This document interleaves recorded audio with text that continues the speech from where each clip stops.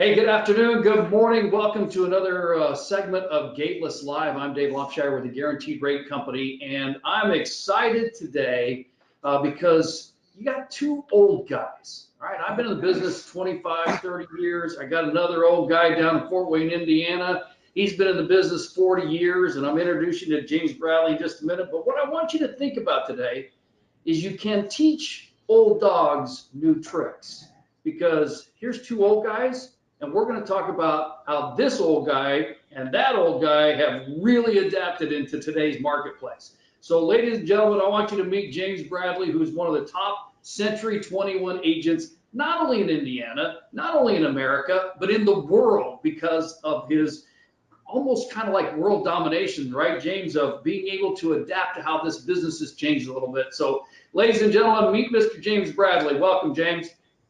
Thanks, Dave. I'm still a young guy. I just thought I'd tell you, I always ask people how young they are, so I thought I'd set the record straight. So we talked yesterday, we were talking about how there's a lot that has changed in this business, but there's a lot that has still stayed the same. And I think what we're going to do today is we're going to tap into your knowledge and your ability and your experience to help all of our people on today really adapt to some of the things that you've done to become so uber successful. So I know that you started way back in 1977, and I know that you had a little bit of a bumpy start. So I'll let you tell us with that story. We'll start with that story. Oh, yeah, it was really bumpy. I came home one night and I told my wife, she was stacking up the bills, and she said, honey, I said, honey, I don't want to hear about the bills. Just put them in the drawer. It's been a tough week. And she said, fine. And I said, honey, would you still love me if I went broke? And she said, I sure would, honey, but I would miss you too. I like that. And I was in my first shopping center and moved into a shopping center, and it was busy, 500 square feet, about the size of a garage. And those were the days we didn't have cell phones. We had landline phones, right? Yep. So I saw a gentleman walking into my office, and I just opened my office, and I picked up the landline phone, and I said, yes, sir, I'll be out tonight at 8 o'clock. And I hang up the phone. The gentleman walks in my office.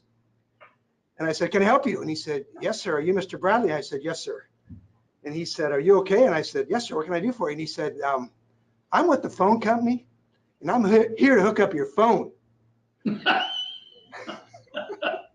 So you were faking a phone call, right? Yeah, there you go.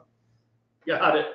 All right, let's talk about some things. One of the things I've learned a lot about you, James, is that, I really picked up the word in our conversation, and you said this a lot, the word hustle. You're all about hustle. Let's talk about that.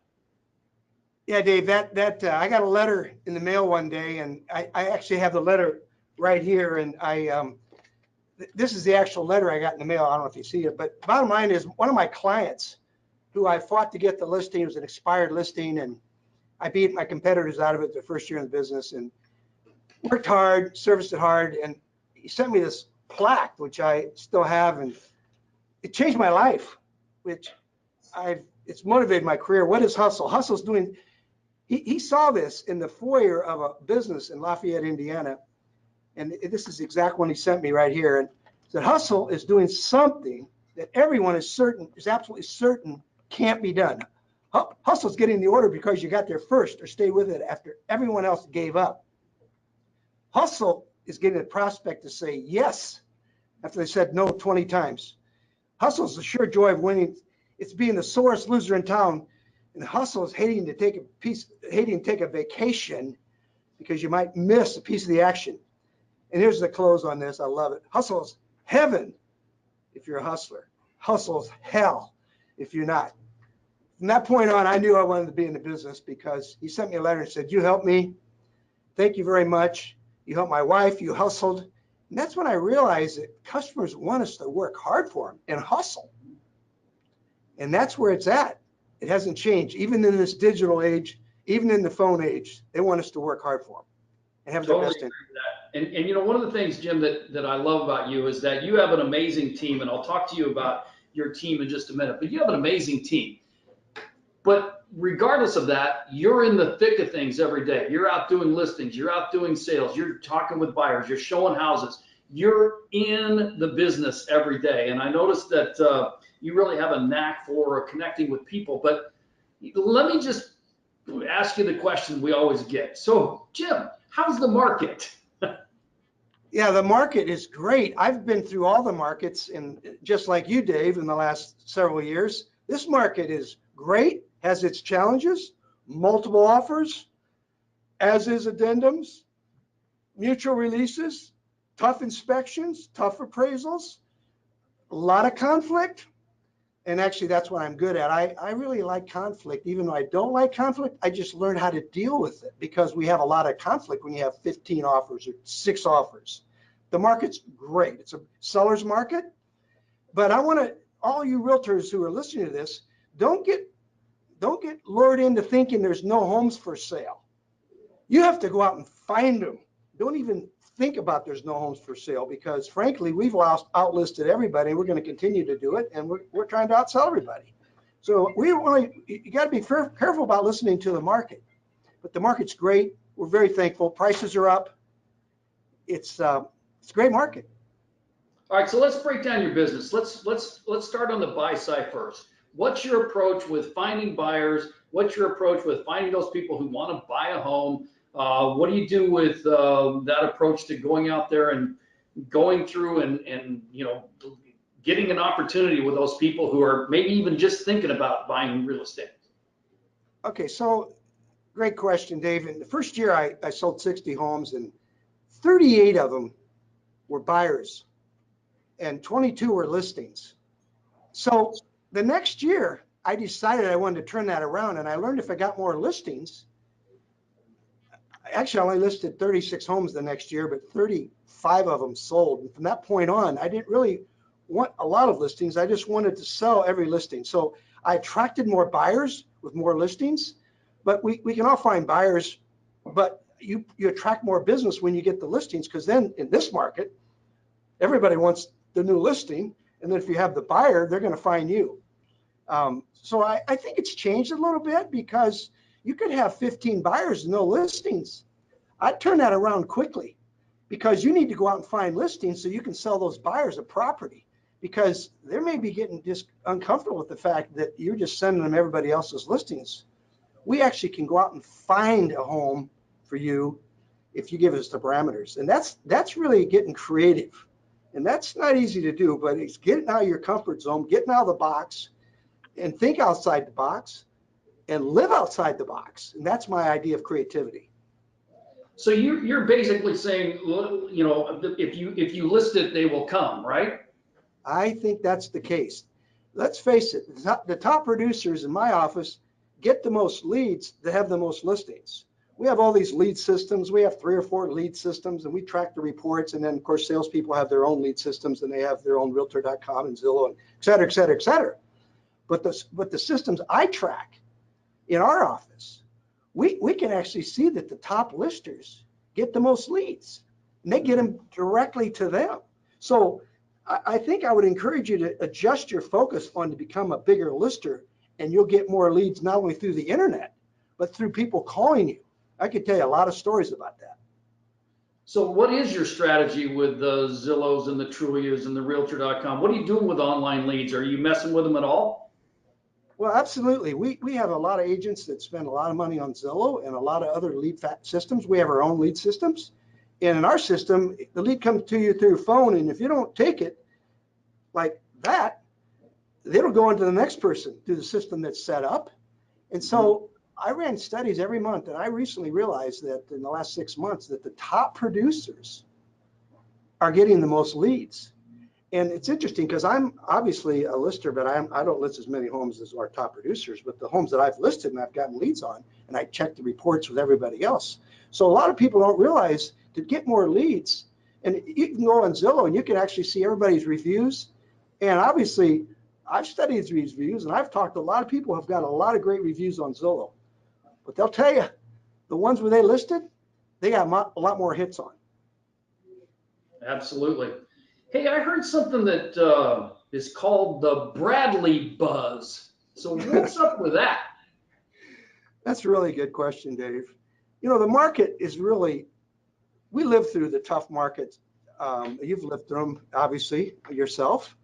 And let's just say 2006, the market went down, 2007 down, 2008 down, 2009 down, 10 or 11 somewhere it figured out, it leveled off. So one day I'm hearing all the tough attitudes, their attitudes weren't good. And they're, sick economy, sick government, sick real estate market. And, I said, guys, you have two choices. You either go to work or you get out. And we're going to do something different. So we created the Bradley Buzz, and every 2 weeks we went out and looked at 5 or 10 homes, and I did a CMA on every home, and that's when I developed the 5-minute CMA, by the way, which I teach people. I can teach in 3 hours how to do a 5-minute CMA. I've actually did 2 5-minute CMAs this morning about 6 o'clock a.m., and I timed myself because I knew I was going to talk. The Bradley Buzz was, we went out and looked at our listings back in those days, and as we ought to check, we had a checklist and we had a clipboard, and we evaluated for staging, pictures, pricing, signs, surveys, information, disclosures, covenants, and the list goes on and on and on. And all of a sudden, we had this meeting, and I told everybody, and we brainstormed, we got all this feedback, and guess what happened? In 2009, we started selling more houses than normal, and in 2010, we picked it up before we moved in our new house. So I knew the Bradley Buzz, we were onto something, which none of us are as smart as all of us. I do a Bradley Buzz I go out on 2 or 3 times a week and I do a Bradley Buzz. If I came to your hometown and I looked at your listing, I would do a Bradley Buzz to my checklist. I actually have a checklist.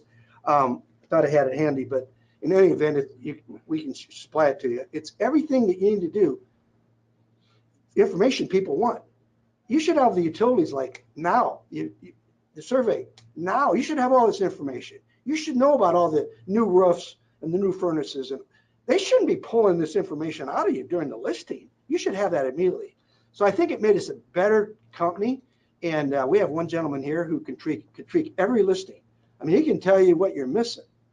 That's when we got good at pictures. I told some of my top producers in those days, your pictures are terrible. Your spec sheets, terrible. Your signs are terrible. And as a result of that, we've changed everything. So we just got better at being creative. Right. So what you're doing is you're creating a buzz around that opportunity to make sure that you hit from A to Z, every point, and nothing gets unturned, right? Correct.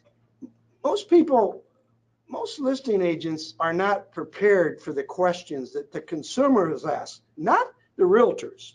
The consumers want more information than you realize, and you better have it, and you better have it now.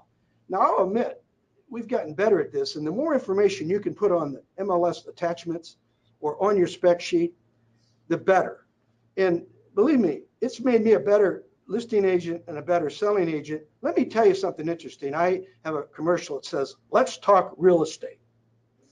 And I basically say, by the way, when you're buying a home, the selling agent needs to verify all the information, the taxes, the schools, the square footage, and I go on and on. City water, sewer. I make a list of everything they need to verify. And by the way, the selling agents sometimes don't realize that. It's their responsibility because every spec sheet in my market says information not warranted. And the selling agent sells a house with city water and sewer and finds out it's well and septic.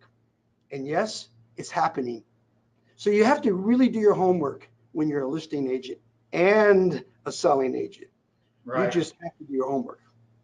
Got it.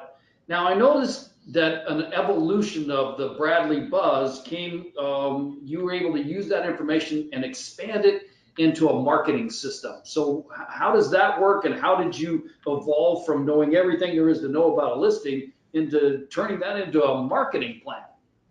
So obviously, that's a big question, marketing, and there's a lot of concepts, but we got better pictures, we got better information, and we got better signs. I'll give you an example. I just pulled one in here to show you an open house sign. I just sold a house here recently for 15% more than everybody told me it was worth. But we had an open house. We had 300 people there, just one open house, which, by the way, I'll tell you another story. I had 2,600 people through an open house. But here gives you an example. If you see this one on top of one of my listings, we had 300 people at. okay? And this was on top of an open house sign. And when you put up 15 of these all over and they get a card in the mail, they get a creative card in the mail that matches, well, obviously we have a creative brochure. This is my marketing masterpiece system, which I don't know if you can see very good, but this is a booklet, which I'm sure it's hard to see.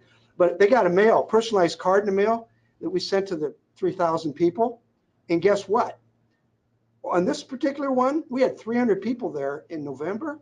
I closed the deal June 15th. The buyer was on our original mailing list. So not only did we market it through our TV show and the internet and our creative signs and the creative cards, we just did a lot of things more creative. You go the extra mile, which gets back to a story of 2007. I set the record. Some of the people who are with the company remember this.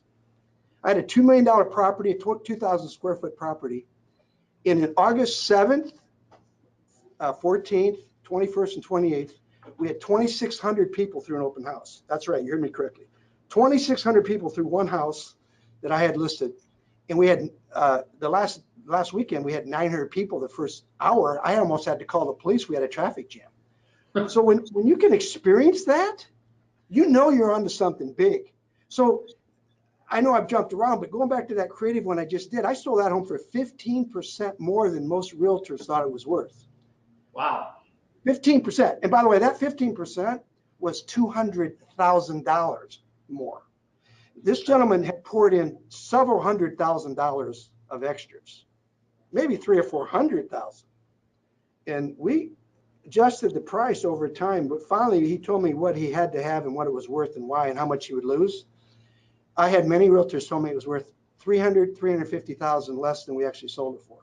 And so Amazing. that proves the power of information, the power of cost, and the power of negotiating. Took a lot of blows on that 3 weeks, a lot of blows.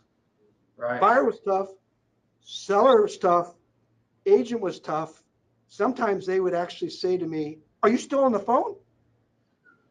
And I would say, "Yes, I'm just making notes, making notes." Right. So when you represent the interest of any buyer or seller, you have to represent it like your life depended on it, because their funds, their money, that's what's important to them. You're representing them and their interest. And believe me, it's not easy. That one took more time than normal. By the way, somebody asked me, many people asked me, "Well, how did you get that appraised?" And I said, "Well, that was easy. We didn't use comps. We used a cost approach. Ask any builder how they get these high-priced custom homes appraised. They give them the cost. This guy had I don't want to tell you how much he had in it, hundreds of thousands more than we sold it for, but at least I got him a really good price and more than anybody thought it was worth, because I called Mitch Cruz, my friend, and I said, "How do you sell $1 million car?" He said, "With history and facts." And believe me, I know that's not for everybody, because the typical home, this typical subdivision, that's not what happens. But it's those difficult ones, those difficult homes, those difficult properties, and let's just go into, be candid, the difficult people, whether appraisers, realtors, inspectors, and of course we won't say there's any difficult mortgage people, but what I'm saying is, people, we deal with difficult. That is our job, to be calm, and when we have a conflict, we get to the truth, and we get creative, and all of a sudden, guess what? We have a resolution. And that's why I have a few books you should read that talk about this. One of my books that I have sitting right here next to my stack it's called Crucial Conversations. Crucial Conversations. I think I have it sitting right here. And it's, maybe I didn't bring it. I don't know if I brought it or not, but I thought I did. But it doesn't matter. Crucial Conversations is one of those books that when the stakes are high, and believe me, for a $100,000 buyer, it's their first time home, the stakes are high. They saved up $7,000 and they want to get that property. And then you tell them, by the way, there's 12 offers. Really? 12 offers? One of my really good salesperson told me a story where he had 11 offers. He did 11 net sheets. And he's a smart guy. Always recommends they use the highest and best, or the escalation clause. And the escalation clause is used down here, and a lot of people like it. Some people don't. But he's got a creative twist on it. So he used the escalation clause, and he told me the story of how many deals he got through with that and how he adjusted the escalation clause. So this business right now, this market, the seller's market, it's tough. You ask anybody that's listening, they lost a deal in the last week or two because they got beat out by another agent, another seller, or another buyer. You all right? Well, since you started talking about that, I always tell my salespeople, if you're not learning, you're not earning. And you're a big learning guy, right? I mean, if you're not expanding your knowledge, your income's not going to go up. So I know you read a lot of books. You talk about with your salespeople all the time about getting better at what you do. So what's your strategy on getting really good up here?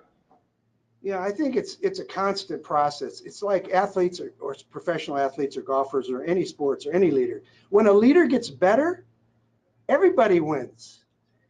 Our goal is the leadership team. We have a great leadership team. I can't say enough about our leadership team and our support staff team. And they have our vision is to inspire and collaborate. Our mission is to inspire. And they took Bradley and they broke it down into, being a leader. Bradley, and I know I'm supposed to be able to say this, but you have a leader emerging within you, the last letters.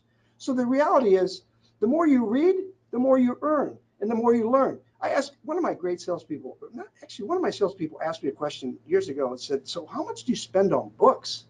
And I said, actually, I get paid to read books. I actually get paid to go to seminars. I actually get paid to go to conventions.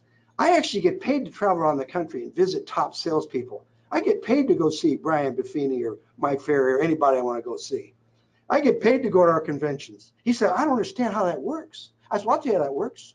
The more you learn, the more you earn. So my income's gone up, and those books are part of my investment in the company and in my process every day. And I think I would encourage you to invest money in your career every year, whether it's your office, your marketing. And believe me, that's just one of my top people taught me that about 25 years ago. She said, I invest 10% of my money in my business every year. And I took a note. So, I have books and books and books in my office, and you like crucial conversations. I'm going to give you one, Think and Grow Rich. If you guys ever have a chance to read Think and Grow Rich, it's a hard read because it was written in the 1930s, but it's probably one of the best books you'll ever read. I think that's a great point, learning and not earning. If you're not learning, you're not earning.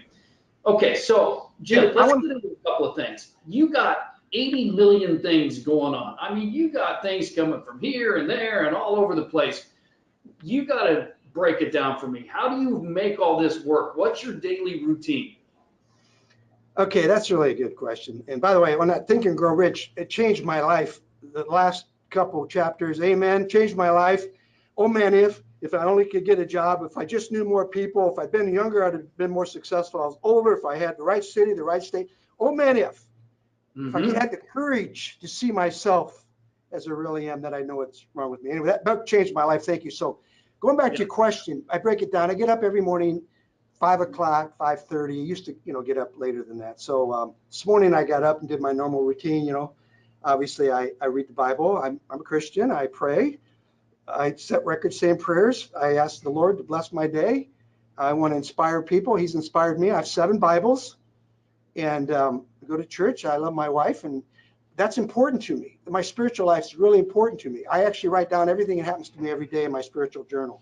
And so every day, this morning, I actually went to a Bible study at 7:30 and 8:30 we're done. So you have your routine and you have your plan for the day. I used to love to ask salespeople this question. How's your schedule today? Planned or unplanned? And I used to do reviews with people and said, this was before we had the digital age. The digital age, now everything is digital, right? Digital this, digital that. Now I have a digital phone right here. Okay, I've got the Fitbit and all this stuff, right? We're digitized. And I said, just give me your appointment book. And when I was reviewing them, it was so cool because they didn't want to give it to me. And I said, well, let me show you mine, sorry. And I would go through my appointment books for years and no appointments. How's your schedule? Planned or unplanned? So I'm busy, but I think obviously I've structured my life a little different. I've got 2 phones. I turn them off. That might surprise you. When I go home, I hide them. my personal phone is my master bedroom, but my business phone, no, it's the other end of the house. You've got to compartmentalize your life. You cannot have this dominate your life. Now, you miss some leads, miss some calls, it is what it is. You can work 24/7. I don't care if you wake up 3 o'clock in the morning and take that lead. That's okay, but that's not where I'm at. Obviously, we've got great structured office. I got great people, and I have my own assistant now, and it's wonderful. Got this great leadership team and support team, and my salespeople. Here's the most important advice I can give. I learned this from Greg Garrett. God love Greg. I don't know if he's listening or he's around. He's in Virginia. Greg has 3 or 4 cell phones. 3 or 4. I have 2. I could never function without 2 now. So I've learned how to compartmentalize my life, and my personal life is very, very busy, and so is my business life, very, very busy. So I know who's calling me depending on which phone I get, and it prioritizes your life. So for me, I had a telephone guy say, "Well, I can put them both on one phone." I said, "Really? When I go out of town, I'm going to give that phone to my assistant so she can handle the pressure of my business." I agree. I agree. And one of the things that a busy guy like you, and you read a lot as well, as we talked about, one of the things that's really important, salespeople, if you're thinking about this, when you try to put together, and I love that question, is your day planned or is it unplanned? If you schedule your priorities, okay, schedule your priorities, not prioritize your schedule. If you schedule your priorities, those are the things that are going to get done. And those are some things that I have in my schedule that are non-negotiable. Some of those things in my schedule can be moved, but they still have to happen. You can't have a militaristic approach to scheduling your time. So very important. I love the fact that my day has to be planned. I have to be flexible sometimes in those plans, but again, those priorities have to be, they're non-negotiable. They have to get done. I love that. I don't know, Dave, I don't know if I said this. Answer your phone. That's the most important thing I've learned. The top producers always answer their phone. I'm dealing with a multi-millionaire top business guy who's very wealthy. And I'll tell you, if he's in New York at a board of directors meeting, he answers his phone. You have to answer your phone. There is no excuses unless you're at a wedding or a funeral. I'm sorry. There's no excuses. That's right.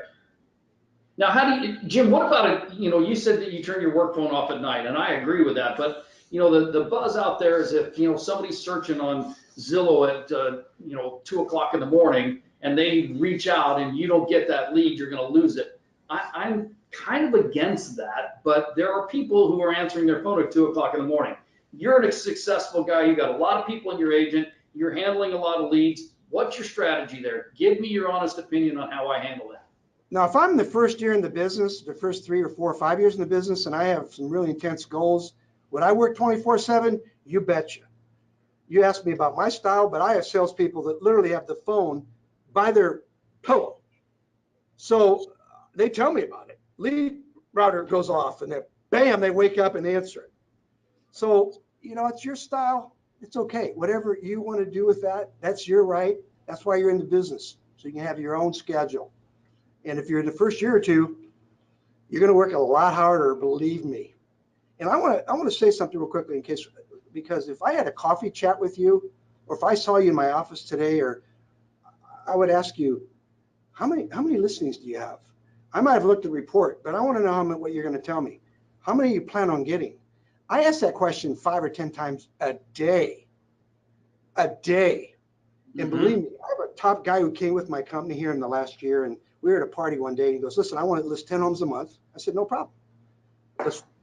I'll get you locked in." If you're in my office, I'm your coach. The secret to our company is the culture and our environment.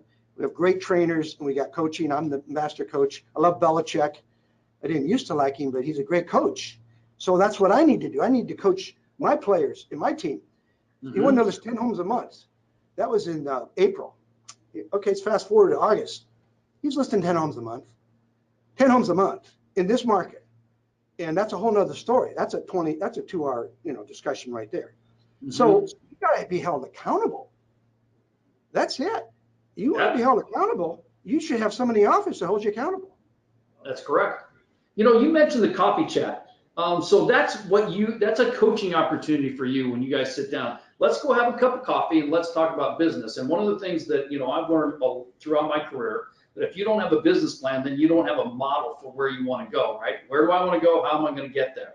You just hit on a lot of those points. So one of your strategies is sitting down, having a cup of coffee with your agents. Tell me about that meeting. It's so interesting. As we grew, our company grew a lot in the last 5 years. I mean, we actually increased our sales 500 million, okay, in the last, many years. We went from 200 million. We're going to finish this year at 700 million. Wow. We're going to do way over 4,000 transactions. And we moved in here doing 1,200. We're heading for 5,000 or 6,000. There's no end to this. Once you learn how to do this as a leader, and you get the team leaders together and they start building their business, there's no end to this. The coffee chats dig deeper. I had a gal, I won't use any names, I won't go into the details. But what happens is they open up to you at a different level, and they tell you things that are so profound and so significant that they share with you, and you're just honored that you can even hear it. And you tell them you're going to pray for them if it's personal, whatever it is. In some cases, I say, okay, so now we're behind all that. Let's get back to getting 2 listings a month, 3 listings a month, 4 listings a month, 5 listings a month, 6 listings a month, 7 listings a month, and yes, maybe 30 listings a month. A friend of mine from another city who's now listening right now, I talked to him this morning. He wants me to come down there and list 30 homes in his hometown in 30 days, and he wants to move here and list 30 listings in 30 days here. He's with the system, and we both think we can do it in a territory we don't even know about. Now, for those of you who are listening, say, no, wait a minute, how could you go to another town and list 30 homes in 30 days? Guess what? I read this book 40 years ago. It changed my life. It's called Strike It Rich Prospecting. Strike It Rich Prospecting. One night I was at a country club in the middle of the winter, 200 realtors. We all left. I was the last one out. Got my coat from the coat rack, and this little gal gave me my coat ticket, and I gave her a couple bucks tip. And I asked this lady, ma'am, do you have any business cards? Did anybody introduce themselves tonight? She's like, no, I don't know what you're talking about. Well, I'm Jim Bradley. I'm a realtor. I would like to sell your house. Are you considering selling your home? She looked at me and she said, Mr. Bradley, no one talked to me. There were realtors here tonight? No one talked to me about selling homes. 200 realtors. I listed her home in about a week or two, sold her another home. We have equal opportunity becoming equal. Guess where I got those ideas? Strike It Rich Prospecting. Because you get on an elevator, you can prospect. You get in an Uber, you can prospect. You can prospect everywhere you go, everyone you meet. We don't do that.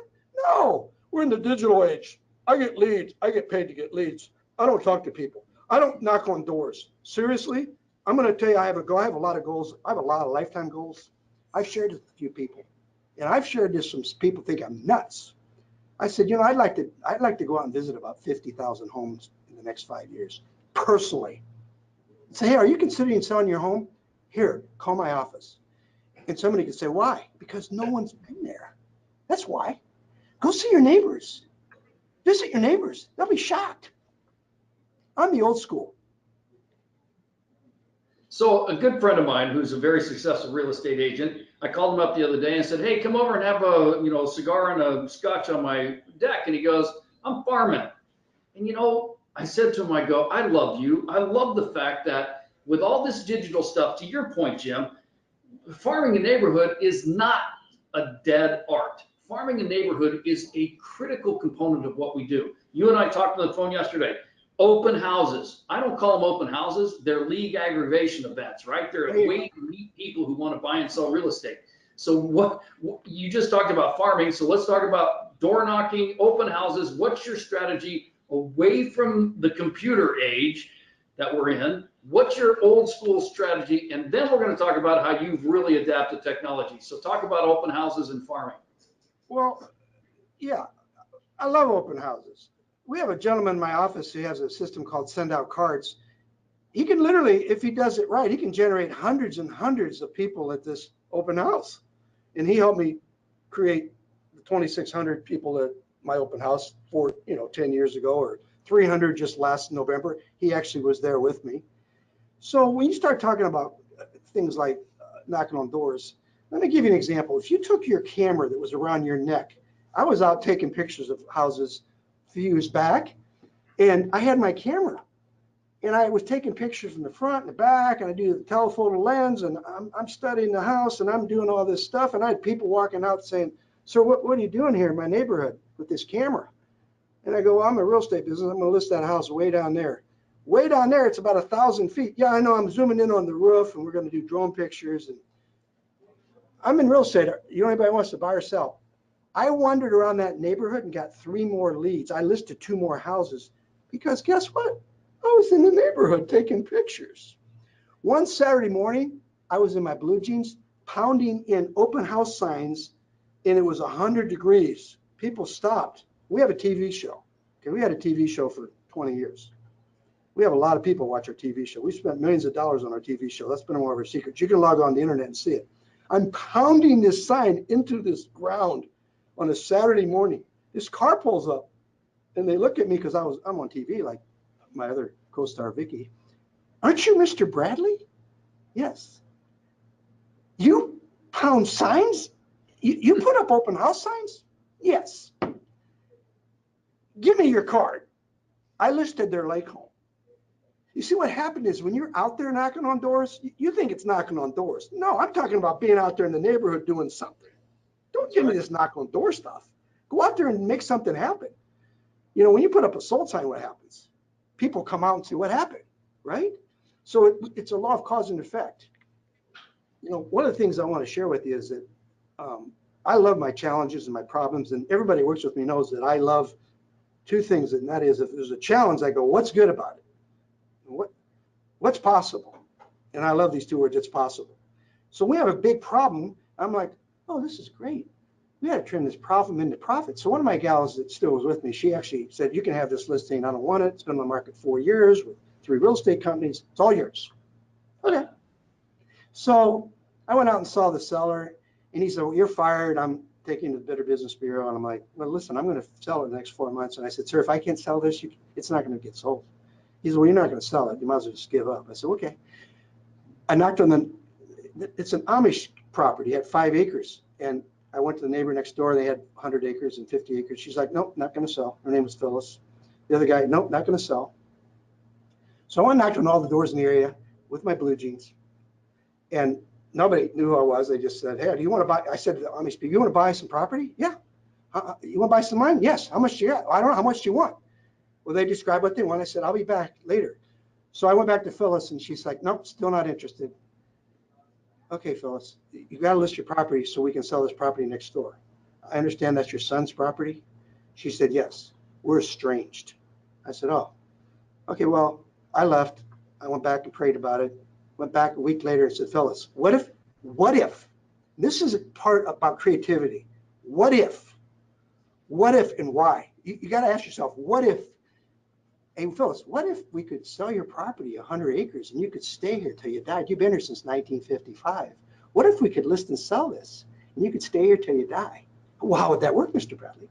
"Get your family out here," which we did, drew up the contract, listed the property, sold it like 3 hours to the Amish people. Made one of the biggest sales of my life. And everybody that ever had that property listed called me and said, "How did you do that? They told me they wouldn't sell." I said, "I got creative and used some creativity." And so, you know, let me tell you something. Imagination is more valuable than knowledge. That's it. You got to use your ideas to figure this out. You just got to figure it out. Yep, I love it.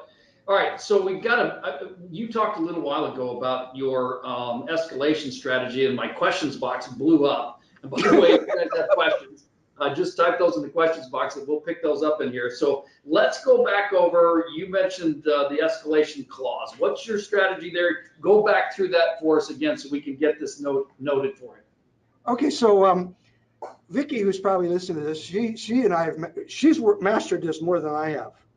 And a lot of good salespeople have mastered this. So in our market, in our MLS, we have an escalation clause. We can get you a copy of it. And everybody reads it a little different. And one of my bright salespeople, he read it. He's very creative. So he created a little twist to the escalation clause. And they're worded such as if you were on eBay and and you said, hey, I'm going to buy this product for X, and then somebody else bids X. But the way escalation clause works is says, here's my offer, but we'll escalate the price up to whatever price we put in there. In some cases, it could be $100 more, 500, 5,000. On a big property, it could be 100,000. But my creative salesman went a step further, and it's very interesting because he found out that 2 or 3 people came in with the same escalation clause, but he had a creative clause to the clause. And saying, by the way, if you get 2 escalation clauses or 3 or 4, and they're all part of the original offer, here's what I'll do. And that's a whole nother hour discussion. So he showed me this, and one day he got 12 offers. He did 12 net sheets, and it's a long story, but when you're a listing selling agent, you got to be careful because you represent the seller and the buyer, and you have certain ethics and code of ethics. You can't, certain laws, you're a limited agent. You can't disclose anything, even though you represent this. But this escalation clause, in my market, in my opinion, here's the problem. Some of the listing agents, you might be surprised that some sellers look at those and say, I don't care about the escalation clause. That might surprise you. I like that price, and I like that buyer, and I don't care about that other escalation clause. I don't like it. I'm taking the cash offer, forget about the escalation clause. So it's very interesting because it doesn't always work, because highest and best or the escalation clause does not always win. Some of you smart agents know that, have a lot of experience. And believe me, I learn from the best people in the industry because they're working right out of my company, a lot of them. And I learn from them every day. I can't say that enough. I learn something every day. It's amazing what's going on out there. Me too. So let's talk tech. So you have a website called century21bradley.com, impressive website. But what I'm most impressed about is the fact that you moved into a state-of-the-art office recently that is just swimming in tech. So we may have been talking about old school stuff, but this is why I started this off by you can teach old dogs new tricks, because you are just all over the tech. So let's talk about what you're doing technologically and how that's enhancing your business. Yeah, we moved in here about 5-6 years ago, and I'm sitting right now in the media room, and there's several big large screen TVs that we just actually upgraded those to 4K, whatever that means. Brand new cameras, lighting, and I'm here with your rep here, Greg, and we can Skype people in here from all over the country. We've Skyped in Brian Buffini. We've had Mike Ferry in here. We've Skyped in people. Glenn Bill, who's watching, he's been here. We've Skyped him in. Hey, Glenn, so the reality is you can bring the whole world to you. We every Wednesday, everything we do is recorded. And we learned that because we had a television show for 15 years before we moved in here. And we created a set, which is right behind me. Green screen, cameras. It's like a television studio. And all my TVs now are wired. Everybody that's watching this right now throughout my office is in their office, their team office, or another collaboration center watching this. I think Alex, who used to work for Sendak, came in here. I'm sorry, Realogy. He came in here, Alex and Rick Davis, and they came in here years ago. And he's like, you got more TVs in there than Best Buy. So it's really a conference center. We can actually, even though we have 40 some teams, we can have hundreds of people in here watching, and we can have hundreds and hundreds of people watching at home. In the future, we're going to be doing these with consumers. We're heading for the digital age. I'm ready for it. I see what's happening. You're going to be able to communicate with everybody on their phone 24/7, and we're going to be able to do that. So we're so excited about it. You're like, well, what do you mean by that? We're going to be able to talk to you on your phone, and by the way, not through social media, not through the internet, not through text, not through voicemail, not through a phone call. You're like, whoa, Bradley, I don't even know what you're talking about. Well, guess what? I didn't either until about 6 months ago. We're now in the age of IP addresses, ID device addresses, and Facebook and social media and all that. That's just the tip of the iceberg. The consumer in the future will get to talk to you and me through our system, through the digital system, through our media center. So this is coming at us. The future is coming at us so fast that it's almost ridiculous. I mean, sincerely, I got to tell you, I still think it'll be eyeball to eyeball. But I just met a couple yesterday who walked out of my office with one of my top agents and the salespeople. I met them and they said, Jim, we didn't even look at the house. We never saw the house before we got here. We just closed on it. So the gal had told me about this in my office. I said, wait a minute, you sold this house that you never met the people and they never saw the house? Correct. That is happening at a faster rate. So I think we talk about my media center. We have the technology to communicate with everyone. I know we're communicating right now with you. You're in Chicago and I'm in my office in Fort Wayne, Indiana. Okay. But we can do this with, I just love Skyping in. This Greg Garrett I mentioned about 4 years ago, watch this. 4 years ago, I had about 80 people in here. Greg went on a listing presentation and he put a camera up there. We got to watch him on a listing presentation live. He got permission from the client in my media center. And my people are watching this on an iPad. So Nice. you're telling me I could watch you on a listing presentation? Oh yeah. I could watch you go through your listing and I could do a Bradley Buzz. If you want, I could watch it from my office. If you had a camera, I could do a Bradley Buzz on your listing and be candid with you. It makes you work hard. You may not like what I'm about to tell you. We had one earlier this year with some new people and about 50 people. And we have a little preliminary thing and tell everybody, listen, don't take this personal. If you're the listing agent, you're not going to like what you hear. So I measured a house, a brand new house. And this gentleman didn't hear, he wasn't in the preliminary talks, and he had all this stuff thrown at him, and he was really upset. I measured the house. I had people tell me they've been in the business 10 years and never seen anybody measure a house. I'm like, seriously?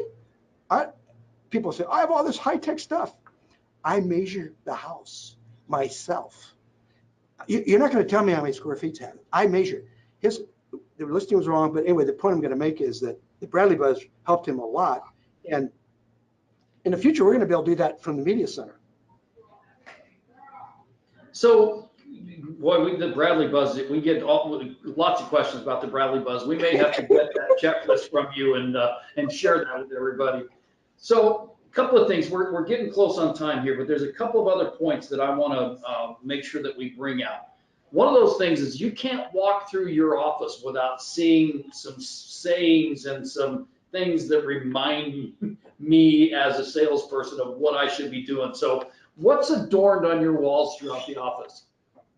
Well, like I'm in the media room right now and I can actually look over and see what it says. It says, be passionate and bold. It says, always keep on learning. Be passionate and bold, always keep on learning. Of course, my favorite is just 2 words.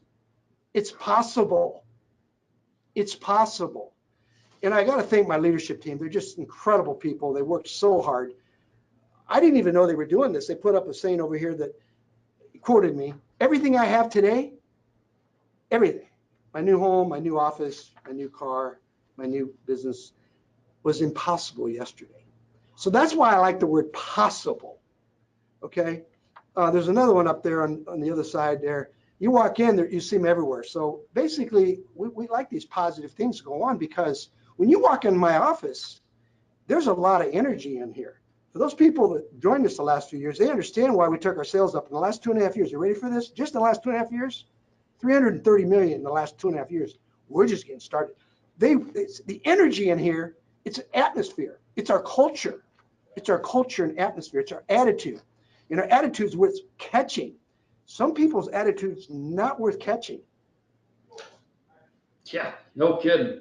So, man, that's probably the best thing you said all day. I like that one. So, and I'm going to give you a little bit of information about Gateless here real quick before we wrap up with Jim. But one of the things that you talked about was having a marketing strategy and having to make sure that you're promoting the property.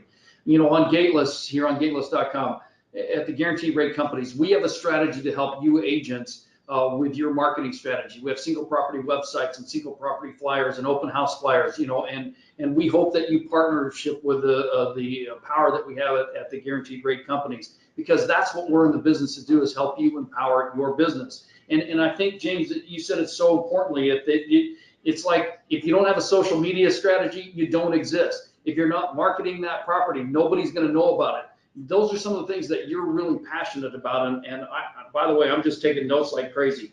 So if I break this down, and the final thing I want to talk to you about, it seems to me like you got a lot of stuff going on, but you have some very clear, concise, and targeted things that you're very passionate about. What are those things that matter to you the most? So what matters most is, at the end of the day, I mean, you have to ask yourself what matters the most in your personal life and in your business life. And you have to separate those. But guess what I've learned? As life goes, they're together. You cannot separate them. So obviously I have 7 Bibles and I read and pray. That's what matters most. What matters most is my wife and family and kids. That's what matters most. My brothers and sisters. I pray for everyone, my support staff, my leadership team. So that's what matters. But let's get to business. I'll tell you what matters. Attitude matters. Listings matter. Learning matters. Books matter. I have 100 matters. I don't even know where to keep going with what matters. Mentoring matters. Money matters. Managing money matters. Time matters. There's so much that matters. It's so personal. And I've learned, I've watched my top salespeople. I know what matters. They're watching me right now, some of them. They spend 4 or 5 hours every day listing properties. Every day. Not every week, every day. And that's what matters. And what matters is at the end of the day, you wrote these goals down like I did 15, 20 years ago. I wanted to be the #1 office in the country. And all of a sudden, it's now recorded history. So leaders aren't born overnight. It takes 5, 10, 15, 20 years, guys. Sorry, but it takes 5 or 10 or 15 or 20 years. You think those guys on Shark Tank did this overnight? No, no. And I love Marcus. He said it's just simple. Here's what matters. For Marcus Lemonis on the profit, people matter, profit matter, and the process matters. One of my bright leaders said, I'll tell you what matters. Structure. I'm the most unstructured salesperson in the whole industry. But she structured our company, and my assistant structured my life. I was on a listing appointment. The guy said, you're the most disorganized guy I've ever had in my house. And I said, so who are you going to hire? And he said, you. And I said, why? He said, because you're so passionate about my house. You knew it's never been for sale. And I asked you guys the same question. What was that? How long will it take to sell? And I said, 30 days. My competitor said 6 months. All the comps say 6 months. And I said, no, it'll take 30 days. Well, what if you don't sell in 30 days? The next 30, I sold the house in 28 days, by the way. It was so exciting because he said, I'm hiring you because of your passion. They're not hiring you because, listen, you have to transfer that emotion. They want somebody passionate about their interest. And believe me, I'll teach you how to sell a house for 15% more than most people think it's worth on the high end. Not the typical home.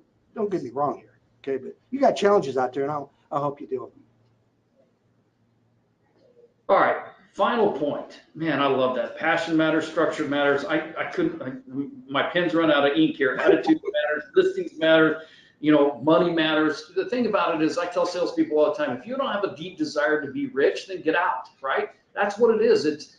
But it's not only money, it's rich in life and rich in family and rich in, and the monetary part helps a lot. But the thing about it is that we've talked a lot about some old school approaches, and then you're also using technology, your TV show, and obviously that puts you out there, going out and pounding open house signs, all of those things.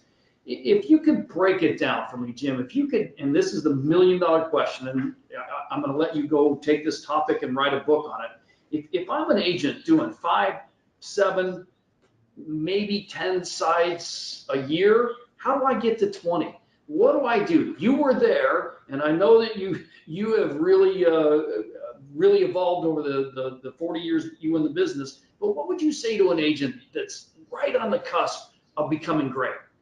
All right, what I would say to them is they have not learned the art of prospecting or networking in campaigns. Read Joe Girard's book. He wrote 2 books, selling in his 50s. How to sell anything to anybody, how to sell yourself. When Joe bought business cards, he bought 100,000 business cards. When he went to the baseball game, he threw thousands of business cards. People stood in line to buy a card from Joe Girard. Most people don't understand campaigns. If I was going to come to your market and outlist you, I would basically create a campaign where I would get everybody's attention quickly. You're not making enough calls. You're not seeing enough people. Okay, I have a book called Start Small, Finish Big. Okay, 5 or 7 deals, 8 deals, that's fine. Start Small, Finish Big. That's written by the Subway founder. 5 or 7 deals a year? We should be doing that a month. But in Proverbs, it says steady plodding brings prosperity. So give yourself a little chance. It takes time. It takes time. You don't just change overnight. It took me, I was stuck for 5 years, stuck. I mean, we have a growth chart that goes way up, but there was a period we were stuck. And of course, the market was stuck. And if you look at our growth chart now, I have a mindset growth. We're going to grow. Those people that are doing 5 or 7 or 10 deals, get your pen out, get excited, write some new goals, figure out how to list 1 more house a month, then 2 houses a month. Go to the top listing agents, ask them how they do this. Come up with 10 or 15 ways of sources of listing a house. There's so many ways to list houses. We haven't even scratched the surface. You are absolutely correct. And we are out of time. Jim Bradley, I cannot thank you enough. We could go on for 3 hours. I'm pretty sure that we might be able to go on for 6. But, you are a wealth of information. Congratulations on your success. Thank you so much for taking time out of your busy day to talk with all of us today. You're a superstar, man. Thank you very much, Dave. All right, Jim Bradley, and again, he's in Fort Wayne, Indiana, century21bradley.com. Check out his website. It's amazing. So thanks, everybody, for joining. We're going to continue to bring you more of these. We're going to bring you the top superstars from across the country here on Gateless Live. We have a lot of resources here on the gateless.com website. Check them out. They're amazing. And of course, at the Guaranteed Rate Companies, we're always interested in building a partnership with you. All you have to do is reach out and touch us, and we'll be glad to show you some of the resources that we have to help you build your business. And again, if you comb through the website, you're going to find a wealth of information, people just like Jim that will help you build your business and help you do the things that you need to do better. So on behalf of all of us here at the Guaranteed Rate Companies, I'm Dave Lopshire. Thanks for joining, everybody. Have a wonderful day.